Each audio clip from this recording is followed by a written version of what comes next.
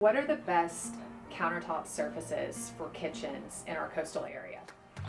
Well, a lot of folks in this area own homes. They don't live here. They have cleaning crews come in. It's a rental, and a lot of people live here, obviously. But granite and quartz are our two most popular. They're both very stain resistant, heat resistant, and scratch resistant, very durable.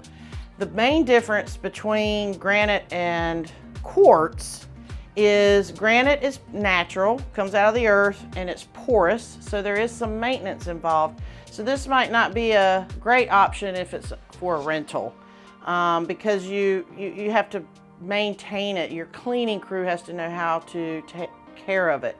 Overall, as far as durability, granite, and the cost is low with granite. So that's a great choice if you live in the home. Quartz, no maintenance, no fuss. You put it down, you forget about it. There's no special cleaning products that you have to use. It's very heat resistant, very scratch resistant if you have a rental. And the patterns are, because it's an engineered stone, the patterns are more controlled. What you see is what you get.